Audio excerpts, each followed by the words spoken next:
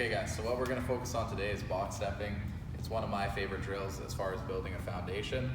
It's something I really utilize. I drill this all the time, and I think it's really important just for that mind-body connection. The hands and the feet, I think, are super important, and it's something that's often overlooked in striking, so that's what we're going to focus on here today. So our first drill, we're basically going to start on train tracks. That's something I like to focus on. I never want to walk on the tightrope here. So my feet are going to be wide, I'm in my ready stance, and my hands are up. We're going to start with marching our left foot and following up with the right. If I move forward, I'm going to follow this pattern every time. So moving left, following right. I'm going to add some feints and some core movements. So we're going to, whatever your space is, whether you're in your living room or in your kitchen, you're just going to march the distance. And on our way back, we're going to lead with our right foot. We're going to march in reverse, following up left. We're going to box step backwards. So again, box stepping forward, we'll go left, right, and then we'll box step in reverse, marching right, left.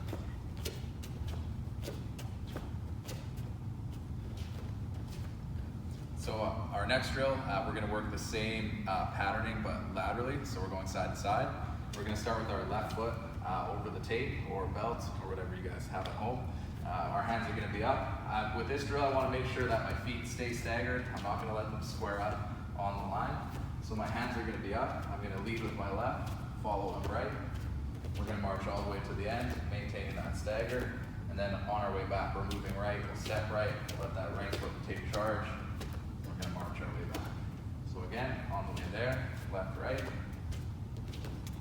On the way back, right, left.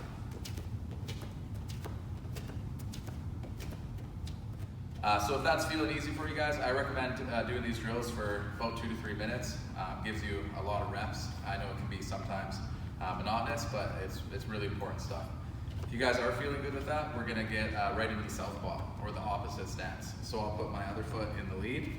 My hands are gonna be up. I'm gonna step, marching forward, right, left. And on the way back, we're gonna step left, right.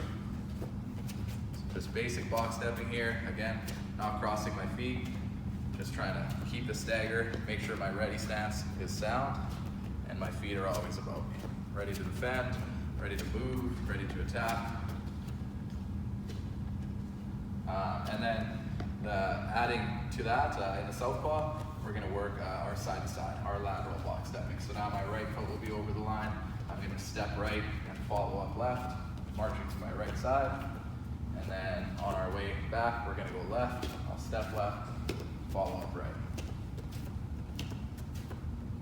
So again, my hands are up, marching right, and marching to my left. Okay. So I like to call that level 1 of our drilling. This will be level 2. I call this the puppet string drill. We're adding to our box stepping now by adding our punches. So if I step left, I like to think of a little string from my foot to my hand. Every time I step left, I'm going to punch left. I'm going to do the same, moving with my right side. So we string these together, left, right, jab, cross. This is the puppet string drill. So I'm going to march my way down the mats, left, right. On my way back, we're just going to challenge the mind a little bit, the coordination. We're just going to step with our right and punch with our right. I'm going to follow up now with my left step and my left punch. So again, if you watch, I'm not crossing my feet, but I'm marching, cross, jab. So again, jab, cross on the way in, and cross, jab on the way out.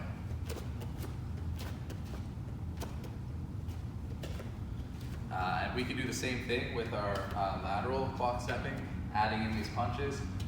Moving to my left, as I step left, I like to throw a hook, and then we're going to follow up with our right foot and throw a cross. So as we march, we're going hook, cross, hook, cross, hook, cross. On our way back, we're going to go cross, hook. So we'll lead with the right, cross, hook. So again, left, right, hook, cross, hook, cross. On our way back, we're going to go cross, hook, marching our way back. Again, if you are feeling good with that, you're feeling confident, we'll work the same drills around to 2 minutes each, just in the southpaw. So stepping with my jab, cross jab on the way back, and then leading with my right foot, moving to my right, I'll throw my hook cross. And throw my cross hook on the way back. So we had gone through level 1, our basic box stepping. Level 2 was our puppet string drill. What we're going to get into now is level 3. I call it the D-pad drill. So for those that play video games, on a video game controller, the directional pad, up, down, left, right, that's what we're going to do with our box stepping. We're going to look to utilize it in more of a like fight scenario, self-defense scenario. Obviously line drills aren't super applicable, but it's more for just the reps, the drilling. So what we're going to get started with is just our step inward. So we're going to go left, right, marching in. We're going to go right, left on the way out. We're going to go to our left, left, right, and to our right, right, left. So a lot of stepping, there's a lot of directions. It does challenge the mental here, but once you drill it a few times, you'll definitely get into the swing of things. It's kind of like dancing, you just got to follow the choreography. What I like to finish with is just a pivot. So with our pivot, I like to push off my right foot. I'm going to weight heavy through the lead leg, and I'm just going to pivot 90 degrees. Now, if you guys want to pivot to your backside, that's fine. If you want to pivot to the front side, that's cool too. But what the drill looks like, again, our D-pad drill, moving in, moving out, I'll move left and right. I'll finish with a pivot, and I'll repeat the drill. So again, I like to go for about 2 or 3 minutes. So with all these drills, just to give you guys a little bit more of a challenge, I recommend trying them in the opposite stance. So with our directional drill, our D-pad drill, we're going to do the same thing in the southpaw. So looking to move in, stepping right, left, I'll move out, left, right. We're going to now go to our right, right, left, and then to our left, left, right. Now again, I like to finish with a pivot, and then I'll repeat the drill. You guys can start to speed this up or slow it down as much as you like. But again, the idea is just moving soundly in our stance in all 4 directions is the goal. So to add to our D-pad drill, this is the level 4, we'll call it. Again, with layering the cake, these things will take time. You're going to have to really rep out the earlier stages of this box stepping to build to this, get coordinated. So we're going to start in our orthodox stance. I'm going to step forward, stepping in with my jab cross. On the way out this time, we're going to step right, throw our cross, and we're going to add a hook instead of our jab that we previously threw. We're going to now move left, hook cross, and move right, cross hook, and we'll finish with the pivot. Now the nice thing about these drills is I can take this as slow as I'd like to take it, can really time the steps with my feet and with my hands, but I can start to speed these drills up and work them at a higher rep rate where I can now get a little bit more of a workout in and really push my coordination.